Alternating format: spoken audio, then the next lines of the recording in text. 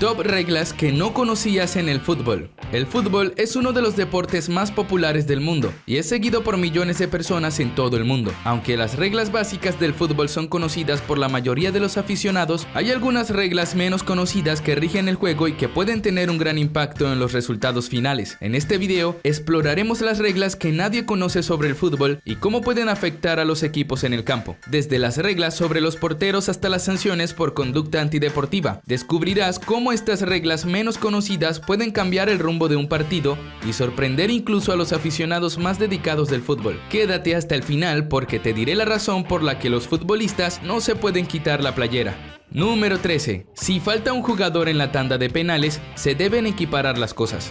Se trata de la regla del jugador expulsado en los penales y se aplica en situaciones en las que uno de los equipos ha sufrido una expulsión durante el tiempo reglamentario o durante la prórroga de un partido que ha llegado a la definición por penales. Esta regla establece que si un equipo ha tenido un jugador expulsado, el número de jugadores que patean en la tanda de penales debe ser igualado para ambos equipos. Es decir, si el equipo que no ha sufrido ninguna expulsión tiene 5 jugadores que patean los penales, el equipo que ha tenido un jugador expulsado también debe tener 5 jugadores que patean los penales. Esta regla se aplica para garantizar una competencia justa y equilibrada en la definición por penales y evitar que el equipo que ha sufrido una expulsión tenga una desventaja injusta en la tanda de penales. Si esta regla no se aplicara, el equipo con el jugador expulsado tendría una desventaja numérica que podría afectar negativamente su capacidad para competir en igualdad de condiciones. Es importante señalar que esta regla solo se aplica en la definición por penales y no durante el tiempo reglamentario o la prórroga. Durante el partido, si un equipo sufre una expulsión, deberá jugar con un jugador menos durante el resto del partido, a menos que se produzca una expulsión adicional en el equipo contrario, lo que igualaría la situación numérica. A modo de reflexión, realmente esto tiene mucho sentido, incluso para el equipo con mayor cantidad de jugadores, puesto que este puede eliminar a su peor pateador, mientras que el rival no puede hacerlo. Depende de la expulsión. Número 12. La cantidad de expulsiones permitidas antes de perder. En un partido de fútbol, un equipo puede acumular un máximo de 4 expulsiones durante el juego. Si un equipo llega a acumular más de 4 expulsiones, se considera que ha abandonado el partido y se pierde por un marcador de 3-0 a favor del equipo rival. Esto según la regla número 3 de la FIFA. Cada expulsión se debe a una infracción cometida por el jugador, que puede ser una entrada violenta, un comportamiento antideportivo, una agresión física o verbal al árbitro o a otro jugador, entre otras. Las expulsiones son sanciones muy graves y suelen tener consecuencias negativas para el equipo afectado. Una vez que un jugador es expulsado, debe abandonar el campo inmediatamente y no puede ser sustituido. El equipo afectado debe continuar el partido con un jugador menos, lo que puede afectar el desempeño del equipo en el campo. Además, si el jugador expulsado es un jugador clave o estratégico para el equipo, la situación se vuelve aún más complicada. Número 11. No se puede hacer autogol en el saque inicial. Según las reglas del fútbol, no se puede hacer un autogol directamente desde el saque inicial. El saque inicial es la forma en que se da comienzo al partido y se realiza desde el centro del campo, en donde un jugador del equipo que tiene el saque pone la pelota en juego hacia un compañero. Según las reglas del fútbol, para que un gol sea válido desde el saque inicial, debe ser marcado por un jugador del equipo contrario. Por lo tanto, si un jugador hace un autogol directamente desde el saque inicial, el gol no será válido y se otorgará un saque de esquina al equipo contrario. Esto se debe a que el saque inicial es una situación especial en el juego y se considera que el juego aún no ha comenzado de manera formal. Por esta razón, el equipo que tiene el saque no puede marcar un gol directamente en su propia portería desde el centro del campo. Número 10. ¿Por qué se da el tiro libre indirecto? El tiro libre indirecto es una infracción en el fútbol que se sanciona cuando un jugador comete una falta considerada menos grave que una falta directa, pero aún así infringe las reglas del juego. Algunas de las razones por las que se produce un tiro libre indirecto incluyen juego peligroso. Esta es cuando un jugador realiza una acción que pone en peligro a un oponente, como levantar la pierna demasiado alto o jugar con los tacos hacia arriba. Obstrucción. Esta sucede cuando un jugador impide el avance de un oponente sin entrar en contacto físico directo, por ejemplo, bloqueando su paso. Juego antirreglamentario. Cuando un jugador realiza una acción que infringe las reglas del juego, pero no de manera tan grave como para merecer un tiro libre directo, como fingir una falta o utilizar un lenguaje ofensivo. Es un tiro libre indirecto. El jugador que realiza el golpeo no puede marcar directamente un gol, sino que primero debe tocar la pelota con otro jugador antes que éste cruce la línea de gol. Un ejemplo de lo que no se debe hacer ocurrió en un encuentro entre Colombia y Perú, en el que Ospina tocó el balón en un libre indirecto, causando la validación del gol. Número 9. No se puede anotar con las manos. En el fútbol no está permitido marcar un gol directamente desde un saque de banda. Si un jugador lanza el balón y este entra directamente en la portería sin haber sido tocado por otro jugador, se concederá un saque de portería o un saque de banda para el equipo contrario, dependiendo de quién haya tocado el balón por última vez antes de salir del campo. El saque de banda se utiliza para reanudar el juego después de que la pelota haya salido del campo por una de las líneas de banda. El jugador que realiza el saque de banda debe mantener ambos pies sobre la línea de banda y lanzar el balón con las manos por encima de su cabeza, sin superar los límites del campo. Si el balón toca el suelo antes de salir del área de juego, se concederá un saque de banda para el equipo contrario. Número 8. Los postes de la portería pueden ser de cualquier forma. En el fútbol, los postes de la portería son elementos esenciales del campo de juego y están sujetos a una serie de reglas que los jugadores y árbitros deben seguir. Algunas de las reglas más importantes acerca de los postes de la portería son las siguientes. Los postes de la portería deben ser verticales y tener una sección transversal cuadrada, circular o elíptica. La distancia entre los postes debe ser de 7,32 metros y la altura del travesaño o la barra horizontal que une los postes debe ser de 2,44 metros. Vemos que hay especificaciones sobre la distancia, pero para la forma el criterio es libre. Podemos ver postes cilíndricos o cuadrados y es diferente según el reglamento. Número 7. El árbitro principal puede expulsar a un asistente. En el fútbol, el árbitro principal es la autoridad máxima durante un partido y tiene el poder de tomar decisiones sobre cualquier asunto relacionado con el juego. Sin embargo, el árbitro principal no puede expulsar a un asistente arbitral, también conocido como línea o juez de línea, sin una razón válida y justificada. En general, un asistente solo puede ser expulsado si ha cometido una infracción grave o una falta de conducta que haya afectado negativamente el desarrollo del partido, como por ejemplo, si ha insultado o agredido a un jugador o espectador o si ha realizado una mala decisión que haya influido en el resultado del partido. En tales casos, el árbitro principal puede tomar la decisión de expulsar al asistente. Sin embargo, la expulsión de un asistente es una medida excepcional y solo se debe tomar en casos extremos. Antes de tomar una decisión tan drástica, el árbitro principal debe asegurarse de que la situación sea clara y justificada y debe estar preparado para justificar su decisión ante los responsables del partido y los organismos competentes si es necesario.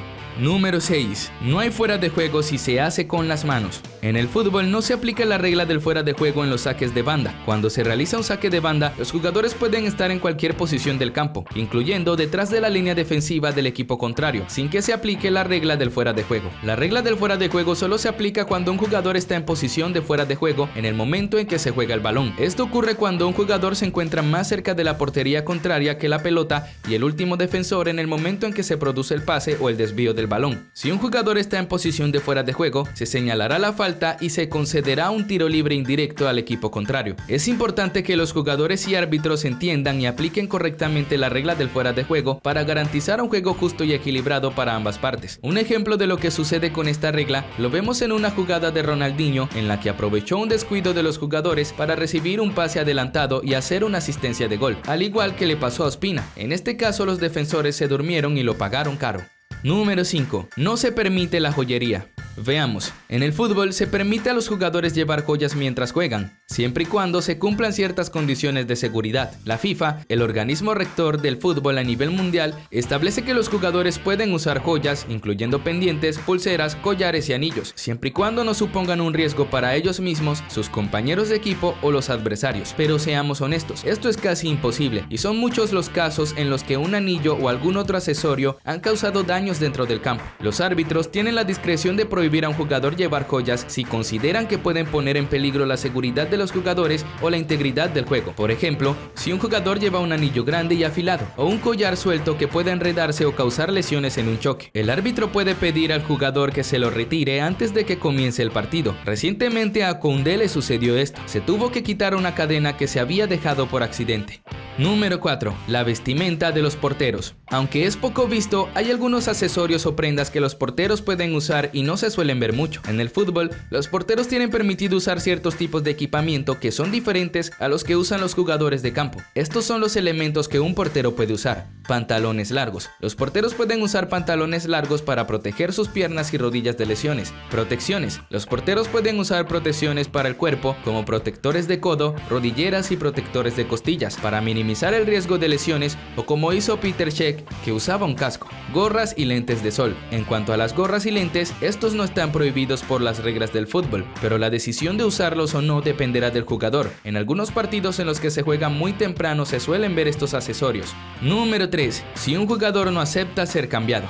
Según las reglas de juego, si un jugador se niega a abandonar el campo de juego después de haber sido sustituido, el partido se debe reanudar y continuar sin la sustitución. Es duro, pero las reglas son las reglas. Hace algunos años se vio un caso parecido a esto, en el que Kepa se negó a salir del terreno y el partido continuó con él en la portería. Es importante que los jugadores respeten las decisiones del entrenador y acepten las sustituciones, ya que forman parte de la estrategia y el desarrollo del juego en equipo. Además, cualquier conducta antideportiva o falta de respeto a las decisiones del entrenador o árbitro puede afectar negativamente la imagen del jugador y del equipo, y no por el hecho de ser permitido significa que no tenga una consecuencia directa. El equipo puede sancionar al jugador y el entrenador puede optar por no volver a darle minutos. Número 2. El cobrador del penal no puede rematar el tiro. De acuerdo con la regla 14 de las reglas de juego de la FIFA, después de que un jugador ejecuta un penal, no puede tocar el balón de nuevo hasta que otro jugador lo haya tocado. Esto significa que si el balón rebota en el poste o en el portero después del tiro del ejecutor del penal, el ejecutor no podrá jugar el balón de nuevo hasta que otro jugador lo haya tocado. Si el ejecutor del penal toca el balón por segunda vez antes de que otro jugador lo toque, se concederá un tiro libre indirecto al equipo contrario en el lugar donde se cometió la infracción. Además, el ejecutor del penal puede ser amonestado con una tarjeta amarilla por conducta antideportiva si toca el balón por segunda vez antes que otro jugador lo toque. La regla se implementó para evitar que el ejecutor del penal pueda aprovechar su propia infracción para obtener una ventaja en el juego y asegurar que todos los jugadores tengan la oportunidad de participar en el juego. Número 1. La razón por la que no se puede quitar la camisa en un partido.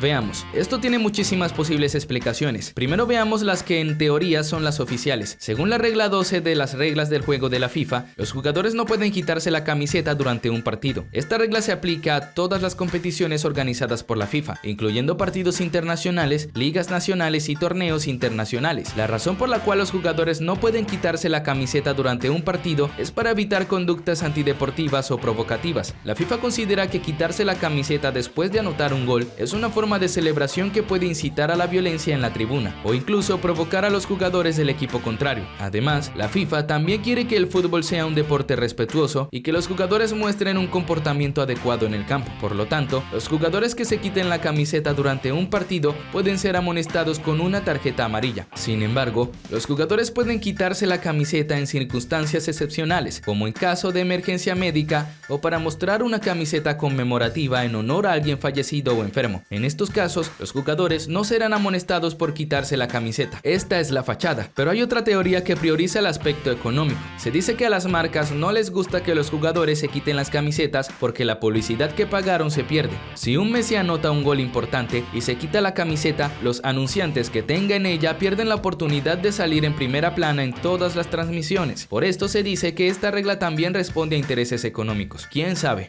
El fútbol es un deporte que tiene muchas reglas, algunas de las cuales son bien conocidas por los aficionados y otras no tanto. A lo largo de este video hemos visto algunas de las reglas menos conocidas del fútbol. Estas reglas pueden parecer poco importantes, pero son fundamentales para garantizar que el juego se desarrolle de manera justa y segura para todos los jugadores. Es importante que los aficionados al fútbol conozcan todas las reglas del juego para poder disfrutar del deporte en su máximo esplendor y entender las decisiones del árbitro durante un partido. Si esta recopilación de reglas te pareció útil, no dudes en dejarnos un like y compartirlo con tus amigos. Esto ha sido todo. Nos vemos en la próxima.